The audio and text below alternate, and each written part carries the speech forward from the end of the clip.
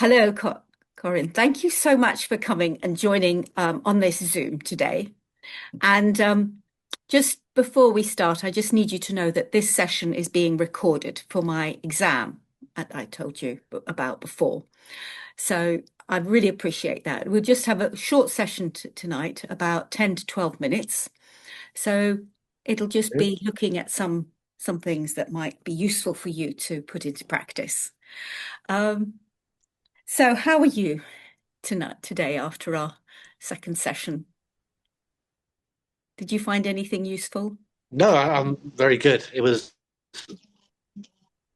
I did both of the kind of postures that you taught me previously have been really useful in the day-to-day situations in which I've been applying them, and both of them give me that chance for a moment to stop and pause and think, but also to have something very tangible to put into place really as a practice before going into situations. So Yeah. yeah, it's helped very much in terms of regulation my nervous system. Yeah, great. So it's really connecting with your body. So what we're going to do is, and just remember that anything that we do, if you don't feel comfortable with it, you can just say no, or we can change it around so that it feels really comfortable for your body because it is embodiment. Um, So let's just start with a little grounding practice, centering practice, actually, sorry, that we did last time. So just feel your bum on the chair and maybe I think your feet on the floor and just lift up your spine, feel Mhm. it lengthen towards the sky, towards the ceiling, and just keeping your eyes open so that you're staying in the room.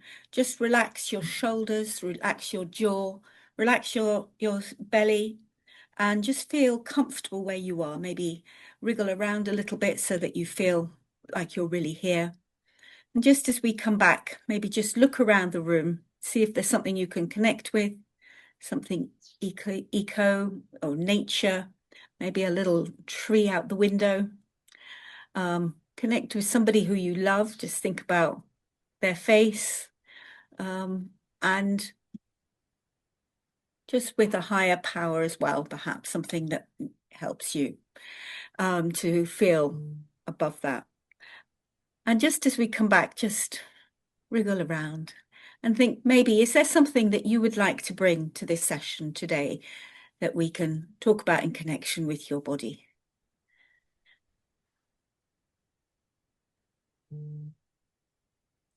Yes, absolutely. So, I think, as I mentioned previously, just something that before going into situations that are potentially high stress situations, just having something I can do to reconnect to my body to have a better outcome rather than being some more less reactive.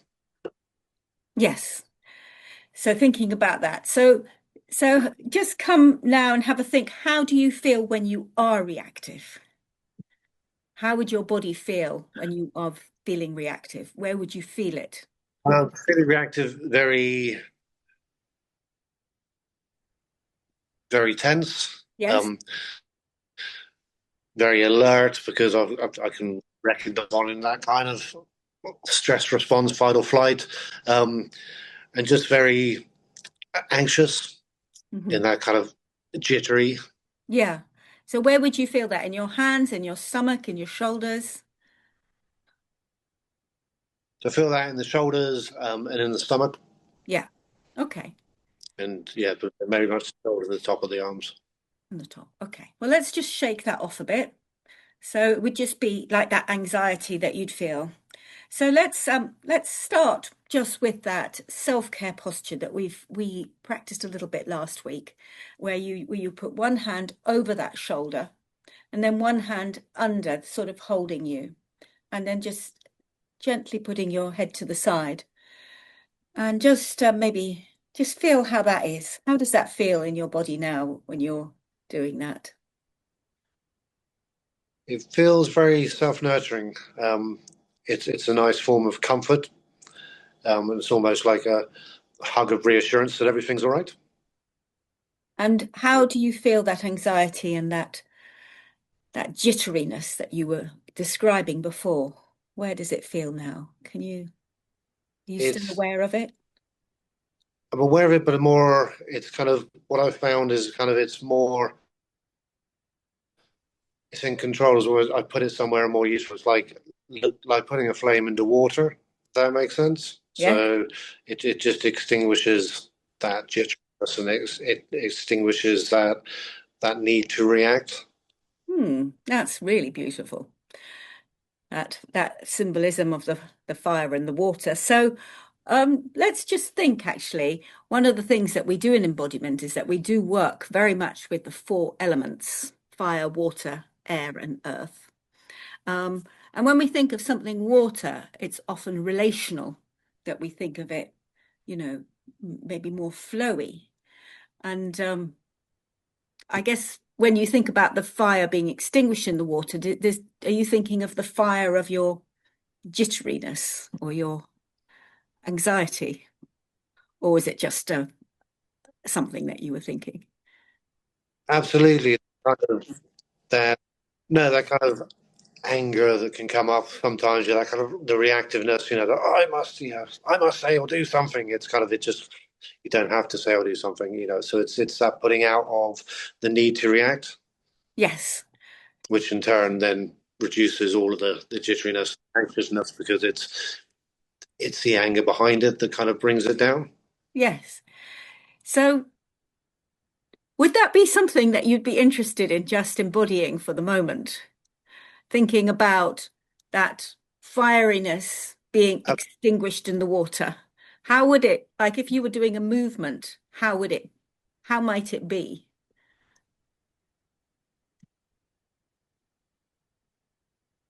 I think if it would be with this movement here, we kind of Hmm. like, I think just finishing almost on the heart. It's kind of Yeah. it always makes sense to me to come back to the heart because that's where anger and love comes from, isn't it? And Yes. it's about Yes. turning it into more love and less reactive anger. Yes. So that pose is But it's feeling like almost it's really this is helping. almost smothering a flame as well. So, Smothering a flame. That's beautiful. Yes. And yeah, absolutely. Yeah, no, so it very much looks like you're keeping your heart very safe in there, very protected. Does it yeah. feel like that? I guess yeah, very subconsciously. Until you pointed it out, it's kind of but it is. It's kind of yeah. It's very kind of if it was on the outside, without that sounding too weird, it wouldn't fall on the floor. Um, Oh, that's yes, lovely. absolutely. It's very kind of God. It was kind of almost yeah. Yeah. So that looks like it's a really good position for you to be. Do you think that that's a position that you could do on a regular basis that you would want to incorporate into your daily or, practice, or maybe when you're feeling that tension and that jitteriness?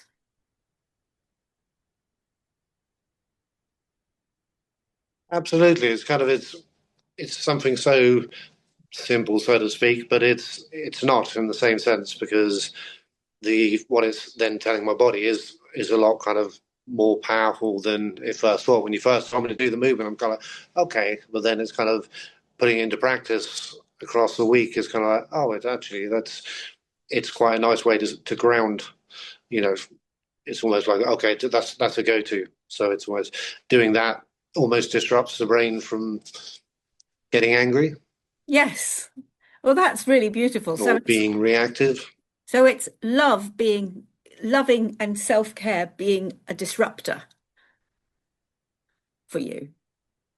Absolutely, yeah, yeah. That's great. Can you remember that we did another pose as well last week? We did, which was the one hand. It doesn't really Yes. matter which hand was it. Yes, One yeah, hand covering the exactly. It heart, doesn't the matter other which kind. one.